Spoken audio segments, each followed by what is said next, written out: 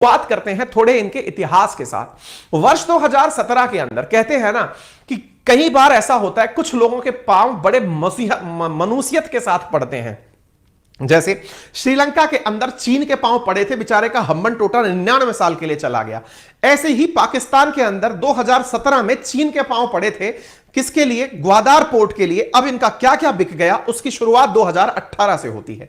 वर्ष 2018 की बात है साथियों, प्रधानमंत्री इमरान खान हुआ करते थे। दुनिया को इन्होंने यह दिखाने के लिए कि हमारे कितने बुरे हालात हैं, इन्होंने अपनी सरकारी बेड़े में शामिल जितनी भी कारें थी, मैक्सिमम कारों की नीलामी कर दी, क्योंकि उन कारों से मिलने वाले पैसे को यह सरकार की कर्ज उतारी में काम में लेना चाहते थे। कोई भी न्यूज मेरी नहीं है, सब न्यूज किसी ना किसी प्रकार के न्यूज चैनल में आई हुई खबरें हैं। हम तो केवल आपको बताते जा रहे हैं कि कैसे कैसे इनका पतन शुरू हुआ, आज ये कहां पहुंच चुके हैं। इसी बीच में इनकी इकोनॉमिक हालात को देखते हुए पाकिस्तान ने अपने द्वारा अपना जो सबसे बड़ा पार्क है वो तक गिरवी रख दिया। और आपने गिरवी के अंदर ये खबर हमने कराई भी थी आपको, 2021 में इन्होंने अपना एक पार्क गिरवी करके विदेशों से पैसा उठा लिया। इतना ही नहीं, इनकी कैबिनेट ने यह अलाउ किया कि हम आने वाले समय में अपने एयरपोर्ट्स भी दुनिया के पास गिरवी रख देंगे। और ऐसी स्थिति में सुकूक बॉन्ड की व्यथा लेकर के निकले। यह सुकूक बॉन्ड क्या है, इसके ऊपर भी मैंने एक सेशन किया हुआ है, आप चाहें तो उसे देख सकते हैं। 11 महीने पहले किया था, जिसके अंदर इन्होंने एक नया टर्म निकाला और वो टर्म था इस्लामिक बॉन्ड या सुकूक बॉन्ड। इन्होंने कहा कि हमें ब्याज देने में और ब्याज लेने में शर्म आती है, क्योंकि यह इस्लाम के अंदर हराम है और हराम का काम हम कर नहीं सकते। तो बोले क्या करेंगे, तो हम इस चीज को ही बेच देंगे।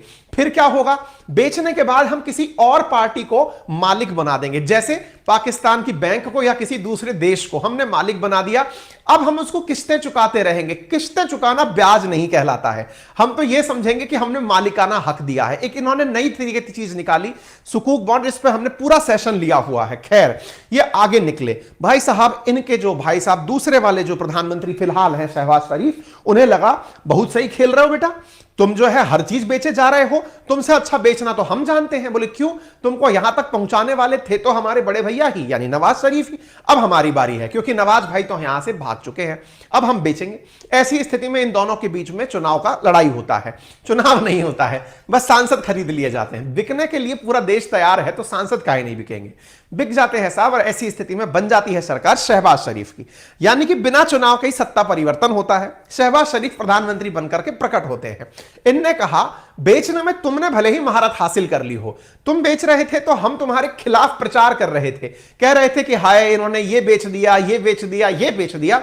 अब हम इसको पूरी तरह से ऑथेंटिकेट तरीके से बेचेंगे, हमको इसमें पूरी महारत हासिल है। बोले कैसे बेचोगे, बोले आओ। उन्होंने साहब कैबिनेट से अप्रूवल लिया, एक अध्यादेश पारित करवाया, ऑर्डिनेंस पारित करवाया जुलाई 24 के अंदर, 24 जुलाई 2022 को। ऑर्डिनेंस के अंदर कहा गया कि देखो भाई, शहबाज शरीफ की सरकार बन चुकी है, बेचने के लिए सरकारी तरीके से बेचेंगे और बेचते समय यह ध्यान रखा जाएगा कि कोई भी हमसे सवाल ना कर ले। उदाहरण के लिए हम बेचना चाहते हैं इस एलएनजी पोर्ट को, दिवालिया होने से बचने के लिए $2-2.5 अरब की इमीडिएट आवश्यकता है। अब इसके लिए हमें बेचना है, कोई किसको बेचेगा, हमसे सवाल नहीं करेगा। अब बेचारे इमरान खान को लगा कि यार यह भी तरीका हो सकता था क्या, कैबिनेट के अप्रूवल के साथ बिकवाने जाया जा सकता था क्या। इमरान खान को दुख तो बड़ा हुआ, लेकिन शहबाज शरीफ इस खेले को खेल गए और उन्होंने ऑर्डिनेंस के साथ में बहुत सी चीजें बेचना शुरू कर दिया। बेचने में ये आगे निकलते हैं और आते हैं सामने खड़े होकर के कि सुनो साहब, हमारी एयरलाइंस ले लो, 51% शेयरिंग हमारी एयरलाइंस में से ले जाओ।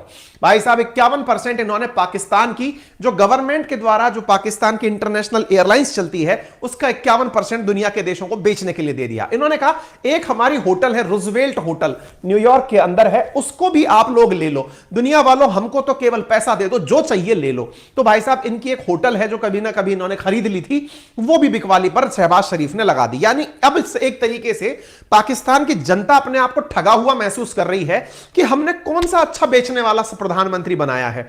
इमरान खान अच्छा बेचता था, जो भैंस बेचता था, गधे बेचता था, कार बेचता था, वो बेचारा चिल्लर बेचता था।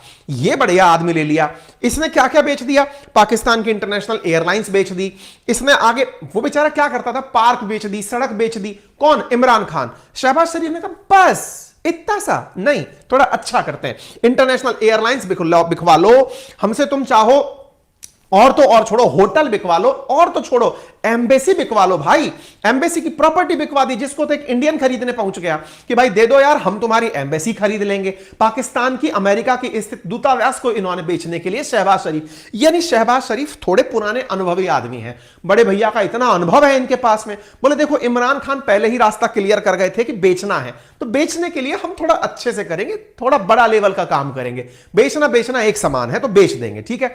ऐसी स्थिति में गवर्नमेंट ने पूरी तरह डिसाइड किया कि हम तीनों की तीनों अपने एयरपोर्ट भी आउटसोर्स कर देते हैं। इनके 3 बड़े एयरपोर्ट हैं, इस्लामाबाद, लाहौर, कराची। अब आपके दिमाग में एक सवाल आएगा कि साहब इनकी जनता मूर्ख है क्या, इनकी जनता को समझ में नहीं आता क्या कि साहब इनकी देश की सरकार ऐसा कर रही है? नहीं नहीं नहीं नहीं, राजनेता बोलने में बढ़िया है, क्योंकि थे तो इंडिया से ही ना, क्योंकि इंडिया की ही तो इनको पूरी परवरिश लगी है। इन्होंने साहब ज्ञान बहुत सही दिया। क्या दिया? कि हम कुछ कर नहीं रहे हैं, हम तो फॉरेन डायरेक्ट इन्वेस्टमेंट लेके आ रहे हैं, एफडीआई लेकर आ रहे हैं। और एफडीआई बुरा कहां है? इंडिया में भी तो एफडीआई है, इंडिया के अंदर भी तो विदेशी कंपनियां आकर के हिस्सेदारी लेती हैं। बहुत सही कह रहे हो आप। लेकिन साहब हमारे यहां पर सड़कें नहीं बिक जाती, हमारे यहां भैंसे, हमारे यहां कारें, हमारे यहां के पार्क, हमारे यहां की बिजली हम बंद करके दूसरे को बिजली दे दें, या हमारे यहां नहीं होता। हां, लेकिन आपके हिसाब से इसे आप हो सकता है निजीकरण कहते हो। अगर सीखना है ना तो इंडिया ने निजीकरण 1991 में किया था। निजीकरण के अंदर हमने एलपीजी लिक्विड, हमने लिबरलाइजेशन, प्राइवेटाइजेशन, ग्लोबलाइजेशन किया था। उस दौरान हमने प्राइवेटाइजेशन के नाम पर अपनी सरकारी कंपनियों को हमारे इंडिया के जो प्राइवेट प्लेयर्स थे उनके साथ शेयर किया था, इंडिया की जनता के साथ शेयर किया था। तभी तो हमारी गेल, भेल, सेल, ये जितनी भी एनटीपीसी जैसी कंपनियां हैं आज हमारी इतनी बड़ी महारत्न कंपनियां बनी हैं। अगर आपको वाकई में सीखना है पापा से तो ढंग से सीखो कि जनता की भागीदारी लाओ, ताकि लोगों में प्रबंधन की कुशलता आए। आप तो जिम्मेदारी से बाहर भाग रहे हो, आप जिम्मेदारी ही नहीं लेना चाहते। 51% शेयर कोई बेचता है क्या भला? आपको अगर एफडीआई करनी है तो मेजॉरिटी स्टेक अपने पास रखिए, दूसरे के पास आप दे देंगे तो आपके